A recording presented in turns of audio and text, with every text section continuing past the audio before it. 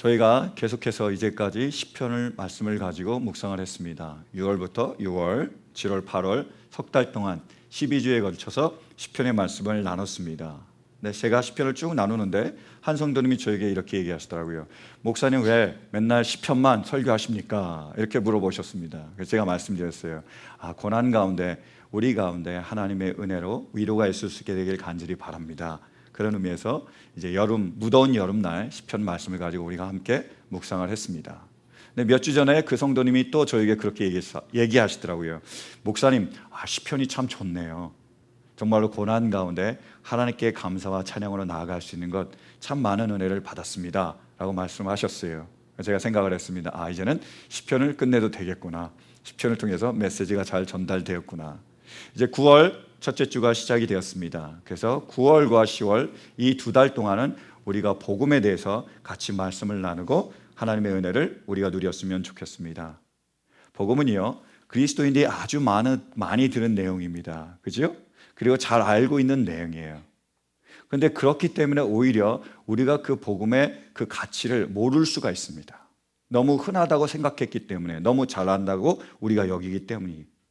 그래서 저는 우리 이 두 달 동안에 정말 하나님이 우리에게 주신 그 복음이 얼마나 귀한 것인지, 그것이 우리에게 어떤 의미가 있는지, 정말 복음을 통해서 하나님께서 우리에게 베풀어 주신 은혜가 얼마나 크고 놀라운 건지를 우리가 다시 발견할 수 있게 되길 간절히 바랍니다.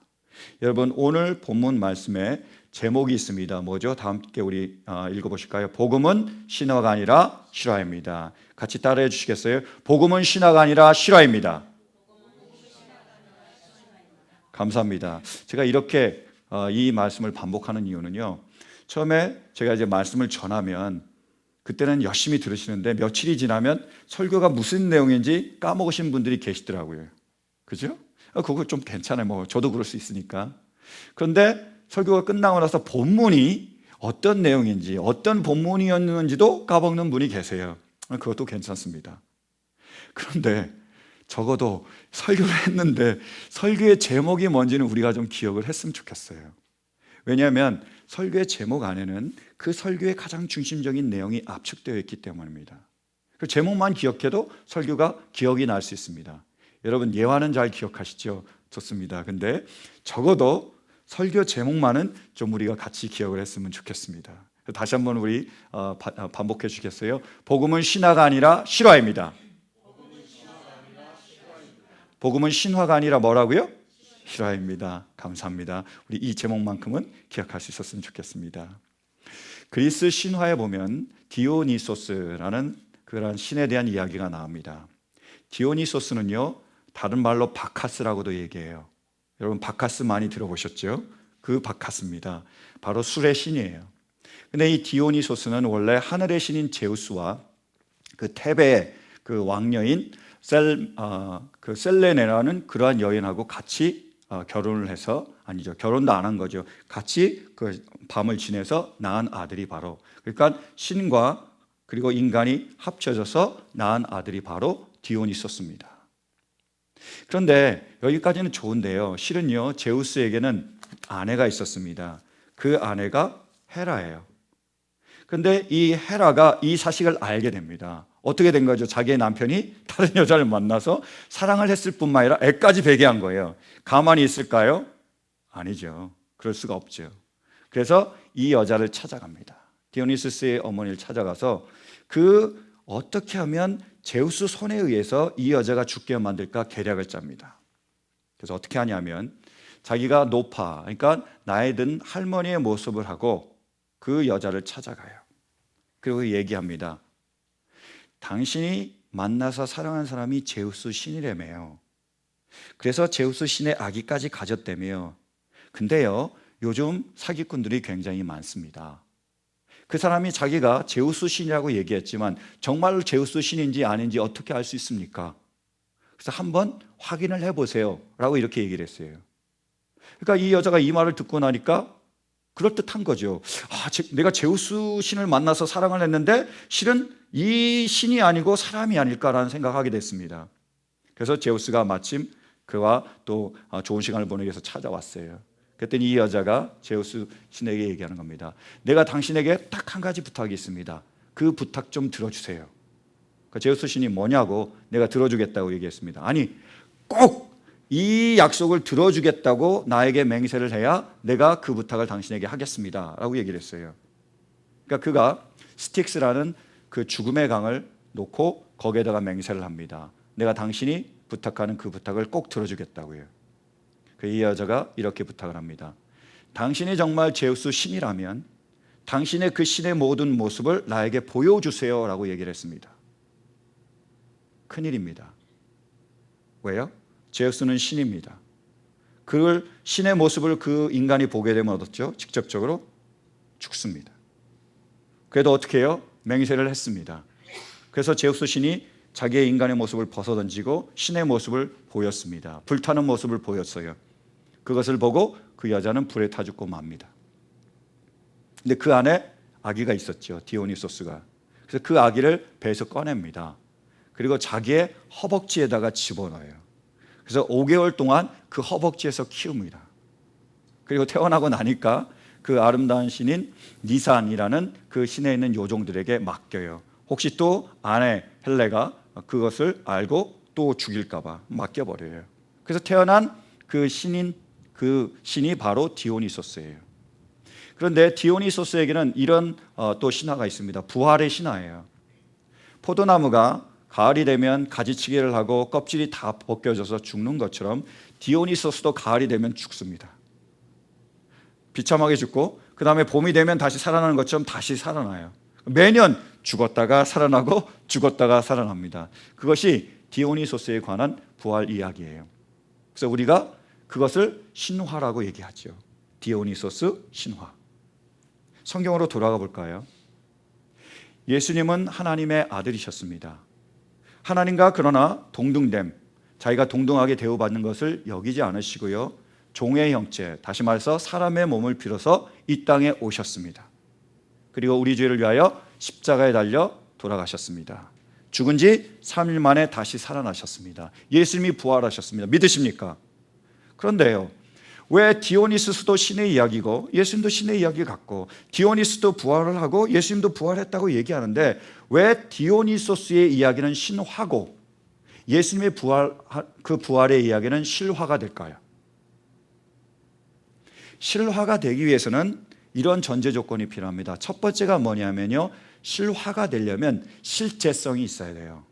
리얼리티가 있어야 됩니다. 다시 말해서 사실이어야 된다는 거예요. 검증이 돼야 그것이 실화가 될 수 있습니다.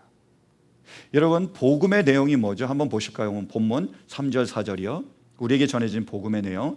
나도 전해받은 중요한 것을 여러분에게 전해드렸습니다. 그것은 곧 그리스도께서 성경대로 우리 죄를 위하여 죽으셨다는 것과 무덤에 묻히셨다는 것과 성경대로 사흘날에 살아나셨던 것과 아멘. 이것이 복음의 내용입니다. 뭐요? 예수님께서 죽으셨고 사흘 만에 살아나셨다. 부활이 바로 복음의 내용입니다. 근데 바울 사도는 여기서 끝내지 않고요, 계속해서 말을 이어가고 있습니다. 5절부터 8절까지 보실까요? 게바에게 나타나시고 다음에 12제자에게 나타나셨다고 하는 것입니다. 그 후에 그리스도께서는 한 번에 500이 넘는 형제 자매들에게 나타나셨는데 그 가운데 더러는 세상을 떠났지만 대다수는 지금도 살아 있습니다. 다음에 야고보에게 나타나시고 그 다음에 모든 사도들에게 나타나셨습니다. 그런데 맨 나중에 다리 차지 못하여 난 자와 같은 나에게도 나타나셨습니다. 아멘. 바울 사도가 부활의 내용, 복음의 내용을 전했습니다. 근데 전하고 나서 계속 뭐라고 그러죠? 나타났고 나타났고 나타났고 나타나서 결국 나에게까지 나타나셨다고 얘기하시는 거예요. 예수님이 그 증인들에게 나타나 보이신 것을 계속해서 얘기하고 있습니다. 왜 그랬을까요? 사실이기 때문에요. 예수님이 정말로 부활하셨기 때문에 그게 사실이기 때문에 그것을 사람을 통해서 검증하시는 거예요. 그래서 많은 증인들이 그것을 보고 정말로 예수님이 부활하셨습니다라고 증언하는 겁니다. 예수님의 부활은 검증이 되기 때문에 실화예요. 예수님이 부활하셔서 제자들에게 나타나셨습니다. 근데 마침요, 그때 도마라는 제자가 없었어요. 어딜 갔는지요. 그래서 예수님이 나타내 보이시고 짜잔 보이신 다음에 그 다음에 떠나셨습니다. 그 후에 도마가 다시 제자들에게 돌아왔어요.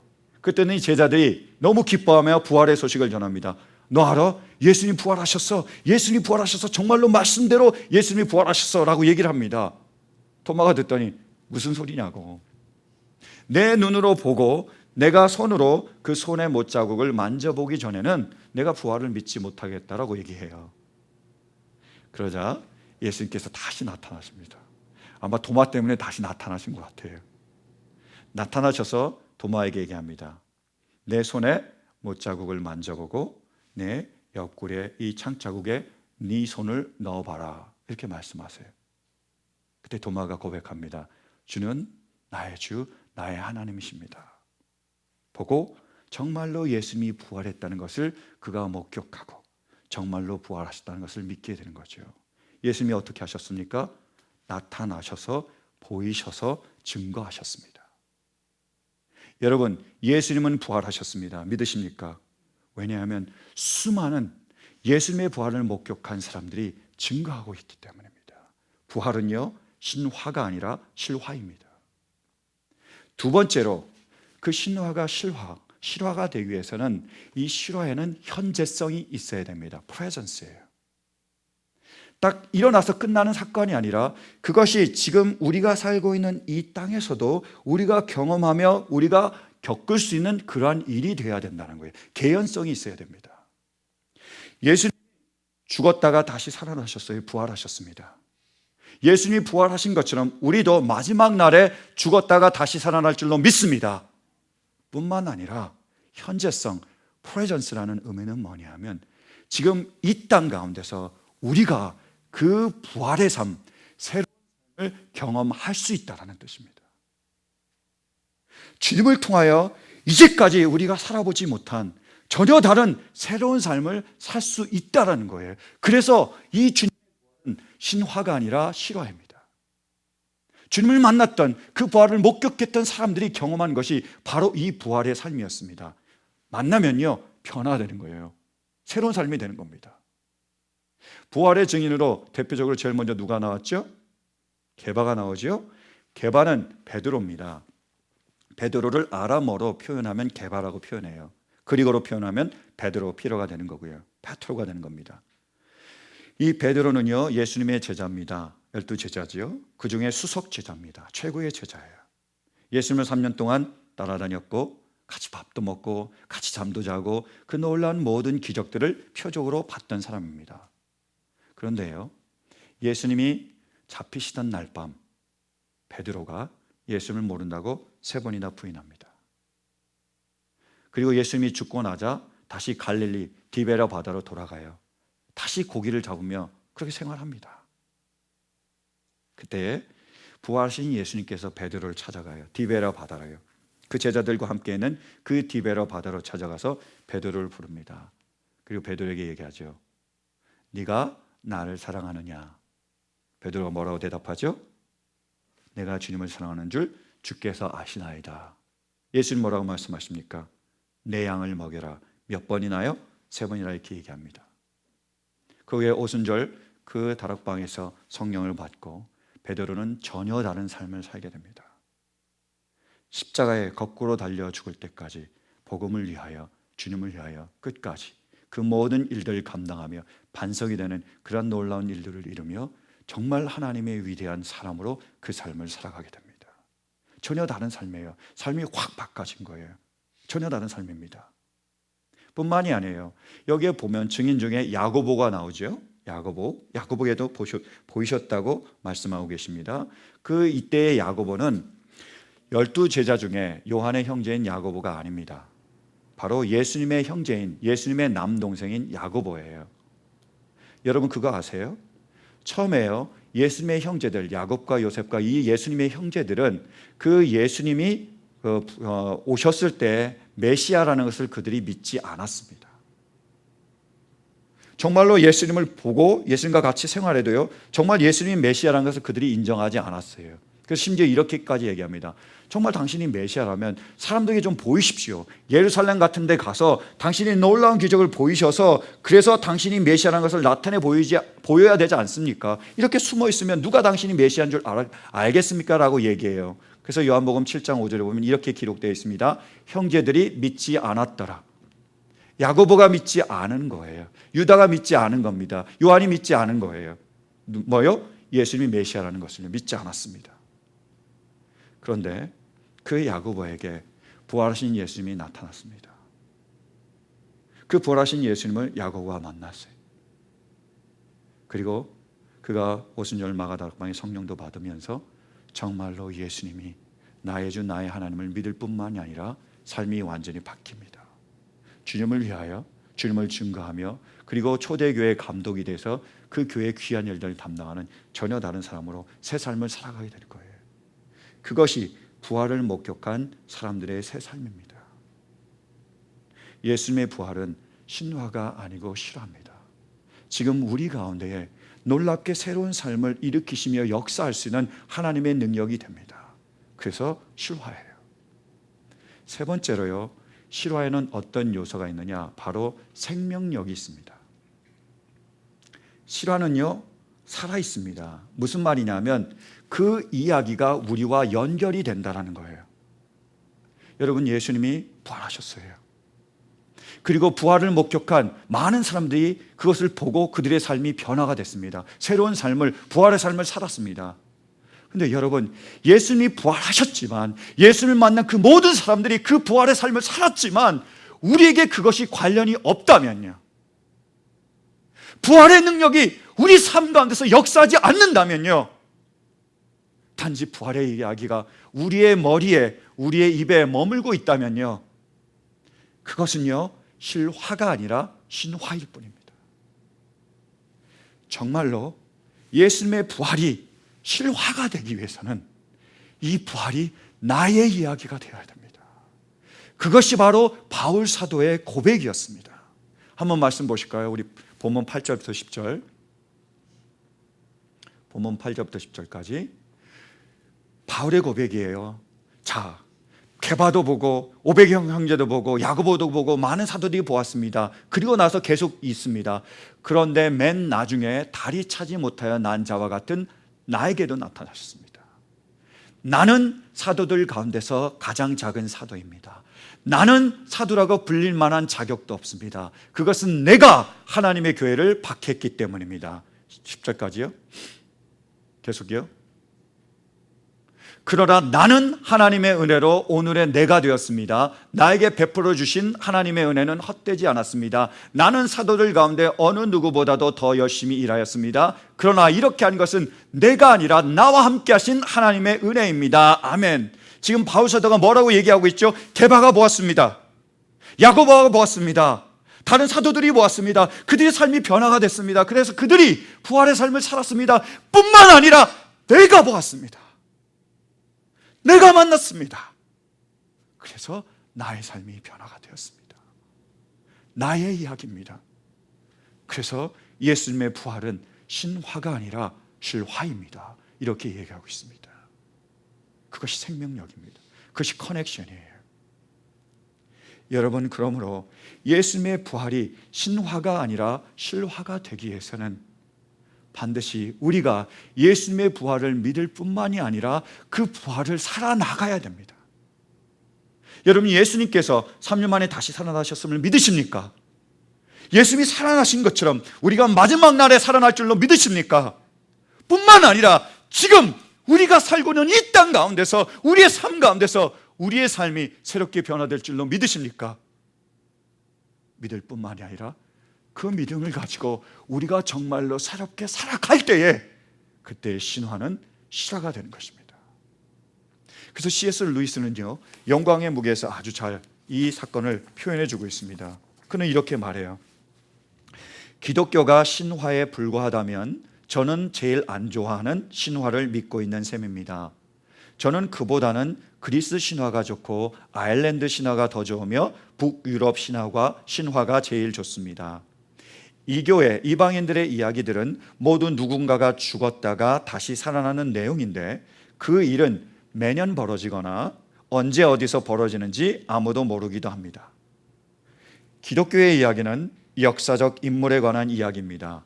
그는 이름이 알려진 로마의 총독 치하에서 처형을 당했고 그 시기를 상당히 정확하게 밝힐 수 있습니다.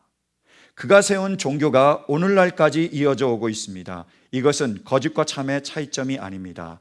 한쪽에는 실제 사건이 있고 다른 쪽에서는 그 사건에 대한 희미한 꿈 내지 예언이 있습니다. 그러나 마침내 신약 성경에 이르면 역사가 지배적인 위치를 차지하고 진리가 몸을 입습니다. 여기서 몸을 입는다는 말은 단순한 비유가 아닙니다. 하나님이 사람이 되셨다는 존재론적 사실이 신화가 사실이 되었다는 인간 지식의 관점에서 나온 진술과 유사하다는 것은 우연이 아닙니다. 모든 것의 본질적인 의미가 신화의 하늘에서 역사의 땅으로 내려왔습니다. 이렇게 설명하는 거예요. 신화가 실화가 되려면 어떻게 해야 되느냐? 하나님께서 하늘에서 우리에게 복음을 주셨습니다. 그 복음을 우리가 아멘으로 받았습니다. 그 다음 어떻게 해야 된다고요? 그 복음을 가지고 이 땅에서 우리가 살아가야 합니다. 이 땅에서 우리가 부활의 삶을 살 때에, 새로운 삶을 살아갈 때에 예수님의 부활은 신화가 아니라 실화가 되는 것입니다. 저는 우리 모두에게 이런 은혜가 있었기를 간절히 축원합니다. 우리 주변에요, 지금도 수많은 사람들이 부활을 신화가 아니라 실화로 살고 있는 사람들이 있습니다. 제가 알고 있는 어떤 성도님이 계세요. 이분은 한국에서 있을 때에 예수를 믿지 않았습니다. 그래서 하나님께서 미국까지 오게 하셨나 봐요. 미국에 오니까 이제 아내의 강경에 못 이겨서 교회에 다니기 시작했습니다. 예배가 다 끝나면 교회 마당으로 가시는 거예요. 한 대 피우기 위해서요. 계속 그렇게 하시는 거예요. 근데 오기인지 배짱인지 한 번은 목사님이 이렇게 딱 지나가시는데 목사님을 붙잡고 이렇게 얘기했대요. 목사님은 라이터 있으세요? 오기인지 배짱인지 모르겠어요. 그리고 한 번은 이제 서로 성도들 간의 교제와 그 성경 공부 모임인지 그 모임이 있었나 봐요. 그래서 목사님도 오시고 성도들도 있고 같이 참여해서 하시는 그러한 교제 시간이 있었나 봅니다. 이분이 물통에다가 소주를 부어서 가지고 갔습니다. 그래서 남들 다 물 마실 때 그걸 따라서 마시는 거예요. 계속 그렇게 맛있게 마시고 있는데 거기에 있던 여자 집사님이 이렇게 얘기하셨습니다. 어디서 술 냄새가 나네요. 그래서 걸렸대요. 술이라는 것을. 그리고 한 번은 성경을 열심히 읽었습니다. 근데 궁금한 점이 너무 많으셨대요. 근데 문제는 뭐냐면 술이 너무 취한 상태에서 그게 궁금했습니다. 그리고 그것도 새벽이에요. 그 상태에서 목사님에게 전화한 거예요. 목사님, 제가 성경을 읽다가 궁금한 게 있는데요. 지금 목사님 집에 갈게요. 새벽에 찾아가셨습니다. 목사님 만나서 다 막 물어봤대요. 그래서 끝나서 나오시면서 이렇게 얘기했대요. 목사님, 다음에 또 와도 되죠? 목사님이라면 이렇게 생각했을 거예요. 와도 좋은데요. 술은 안 마시고 오면 안 될까요? 그렇게 생각하셨을 거예요. 그분이요, 예수님을 만났습니다. 인격적으로 만나셨어요. 술을 끊으시고 담배도 끊으시고 그리고 전혀 다른 삶을 살기 시작하십니다. 교회의 큰 일꾼이 되셨고요. 그리고 교회의 리더가 돼서 교회를 열심히 섬기고 계세요. 그분에게는요, 부활이 신화가 아니라 실화입니다. 은혜 하나님의 은혜라는 책이 있습니다. 성경을 통독한 분에게 저희 교회에서 나눠드렸어요.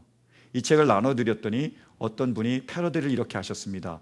설교, 목사님의 설교. 왜 그러느냐? 거기에 있는 예화를 제가 많이 나눴거든요. 그러니까 목사님 설교를 듣는 게 여기에 다 있는 거예요. 그래서 목사님 이거 설교 목사님의 설교인데 이렇게 얘기를 하셨대요.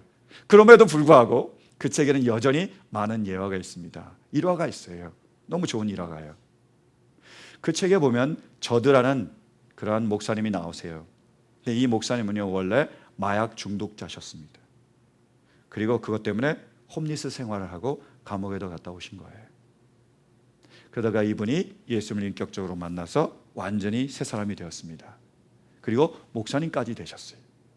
그리고 자기가 받은 은혜를 생각해서 라스베가스에다가 센트럴 크리스천 철치라는 교회를 세우셨어요. 근데 그 교회에 나오는 성도님 중에 세이디라는 가명을 가진 여자가 있었습니다. 제가 그 이야기를 소개해 드릴게요.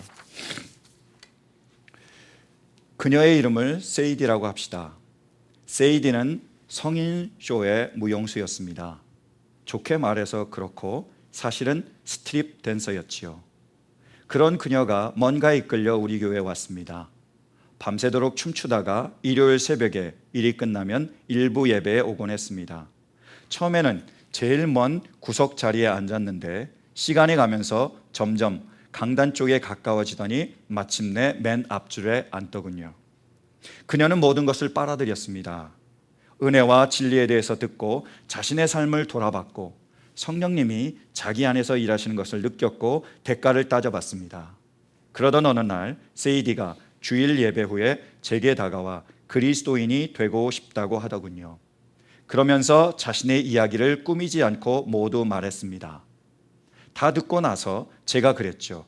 지금 예수님을 따르기로 결단하시면 그것이 당신에게 어떤 의미가 있을까요? 그녀는 주저없이 대답했습니다. 제 직업과 수입에 영향이 있을 것이고 제 삶 전체가 바뀔 거예요. 제가 그렇다면 무엇을 더 기다리십니까? 하고 물었더니 그녀는 단호한 목소리로 저는 각오가 되어 있습니다 하더군요. 그 후 그녀가 기도를 시작했습니다. 깔끔하고 정형화된 기도가 아니라 날 것 그대로의 고백과 진정한 회개였습니다. 이어 세이디는 하나님의 선물인 은혜를 어린아이처럼 즐겁게 받아들였습니다. 세이디의 아멘 소리와 함께 둘 다 눈을 뜨니 그녀의 마스카라가 엉망이 되어 있더군요. 얼굴에 눈물이 줄줄 흘렀으니까요. 세이디는 팔을 내밀어 저를 가볍게 포용하면서 감사합니다, 감사합니다, 감사합니다 그 말뿐이었습니다. 여러분, 예수님은 부활하셨습니다. 그리고 그 부활을 목격한 수많은 부활의 증인들이 그 부활의 삶을 경험했습니다. 그들이 예수님을 만났을 뿐만 아니라 예수님을 인하여 그들의 삶이 바뀌었습니다. 새로운 삶을 살았어요. 그러나 여러분, 예수님이 부활하셨다고 하더라도, 예수님을 만난 그 사람들이 변화받고 그들이 새로운 삶을 살았다고 하더라도 우리가 그것을 받고 우리가 새로운 삶을 살지 못한다면 그것은 실화가 아니라 신화일 뿐입니다. 예수님의 부활이 정말로 우리 가운데 실화가 되기 위해서는 우리가 그것을 아멘으로 받을 뿐만 아니라 이제 예수님을 주로 모시며 그분과 함께 살아가야 됩니다. 그때 우리 가운데 새로운 삶이 시작이 될 줄로 믿습니다. 우리의 삶이 변화가 될 줄로 믿습니다. 우리의 자녀가, 우리의 남편과 아내가 나의 변화된 모습을 보게 될 줄로 믿습니다. 그들도 영향을 받아 변화될 줄로 믿습니다. 나를 통하여 부활의 그 메시지가 전달될 뿐만이 아니라 우리를 통하여 부활된 삶이 증거되며 드러나게 될 줄로 믿습니다. 사랑하는 성도 여러분, 부활을 우리가 믿을 뿐만이 아니라 부활의 삶, 새로운 삶을 살아갈 때 그 부활은 우리에게 실화가 되는 것입니다. 사랑하는 성도 여러분, 지금 여러분께 묻습니다.